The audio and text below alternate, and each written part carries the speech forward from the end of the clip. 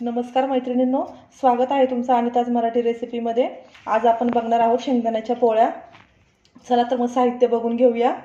इथं मी 2 वाटी शेंगदाणे घेतलेले आहेत, ते भाजून त्याचा कूट करून घेतला आहे। इथं मी 1 वाटी गूळ घेतला आहे।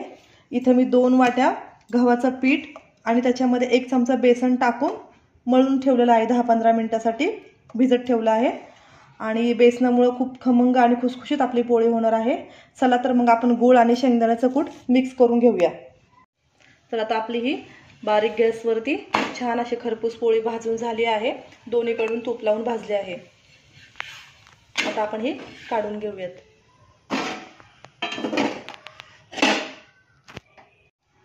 आता अगोदर आपण वाटी करून सारण भरलं होतं, तर आता मी एक साधी सोपी पद्धत तुम्हाला सांगणार आहे।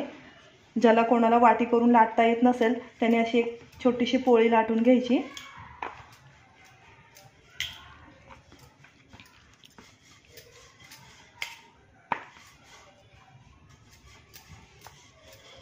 आणि या पोळीमध्ये आपल्याला सारण भरायचे।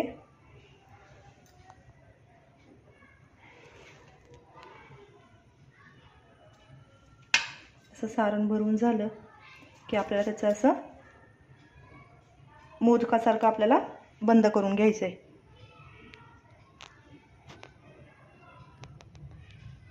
असं बंद करून असं गोळा करून घ्यायचा। याचा राहिलेली कणिक थोडीशी काढून घ्यायची, अशी दाबून त्याच्यावरती दाबून टाकायची।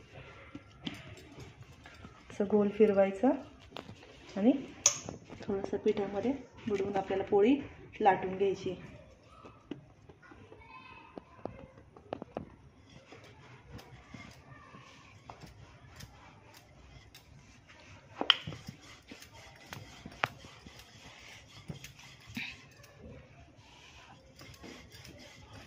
हलक्या हाताने आपल्याला पोळी लाटायची आहे।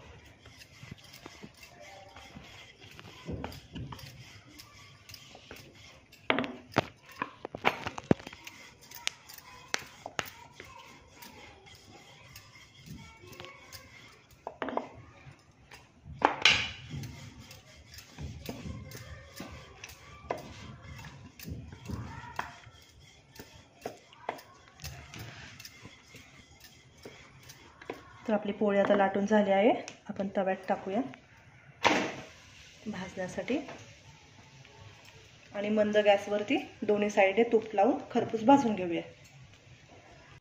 तर आता आपली इथे दुसरी पोळी आपली छान अशी खरपूस भाजून झाली आहे। छान अशी तुपासोबत सर्व करूया। नक्की तुम्ही खाऊन बघा। पोळ्या सर्व करून झाल्या आहेत, तर तुपासोबत खूप छान लागतात। मी तुम्हाला एक तुकडा तोडून दाखवते पोळीचा। किती छान आपल्या पोळी झाली आहे बघा। सारण पण किती छान असं मस्तपैकी पोळीमध्ये लागलं आहे। नक्की तुम्ही असं तुपासोबत खाऊन नक्की मला सांगा कशी पोळी झाली आहे माझी। माझ्या व्हिडिओला लाईक करा, मला कमेंटमध्ये सांगा पोळी कशी लागते ते। माझ्या व्हिडिओला लाईक करा आणि माझ्या चॅनलला सबस्क्राईब करा।